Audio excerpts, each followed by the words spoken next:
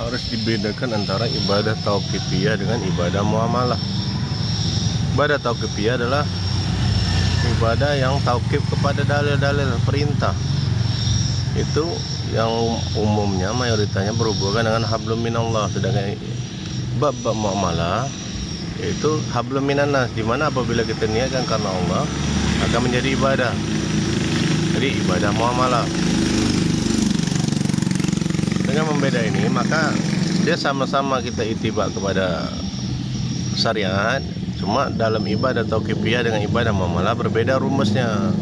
Itu ibadah tauqifiyah, tauqif kepada dalil, yang ditanya adalah dalil perintah. Makanya rumusnya adalah hukum asal suatu ibadah itu haram sebelum tegak dalil. Sedangkan dalam ibadah muamalah yang ditanya adalah dalil larangannya. Makanya rumusnya adalah asal suatu itu mubah, halal sebelum tegak larangan atasnya. Jadi intinya sunnah bid'ah itu pada ibadah tauqifiyah.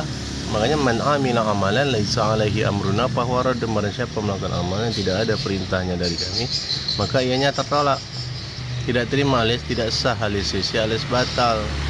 Ibadah tegak di atas perintah pada dalil-dalil perintah, dan dalil perintah itu harus ditafsirkan dengan perbuatan para sahabat. Laukana khairan lasabakuna ilaih, laukana khairan lasabakuna ilaih. Seandainya perbuatan itu baik dan benar, istilah para sahabat telah mendahului kita dalam mengerjakannya, mengamalkannya, mendakwahkannya, mensosialisasikannya.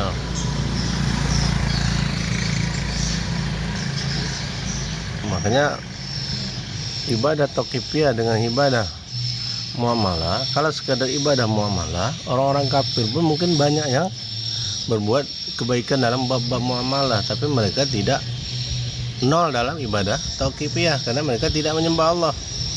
Dengan ibadah tauqifiyah itu adalah bab-bab yang berhubungan dengan hablum minallah. Kalau sekadar hablum minannas, orang-orang kafir banyak yang punya kebaikan dalam bab-bab hablum minannas, tapi karena mereka tidak beriman kepada Allah, tidak melakukan ibadah tauqifiyah, maka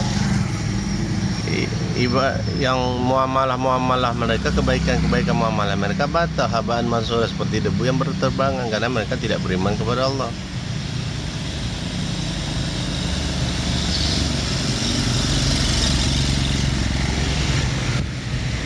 Jadi kalau disebut ibadah, maka maksud utamanya adalah ibadah tauqifiyah. Dalam bab muamalah itu adalah bab-bab hablum minannas, itu sesuai dengan ya, yang penting tidak ada larangan atasnya.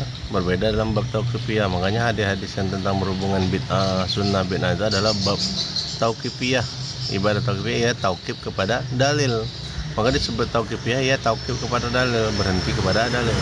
Maka asal suatu ibadah itu haram sebelum tegak dalil atasnya.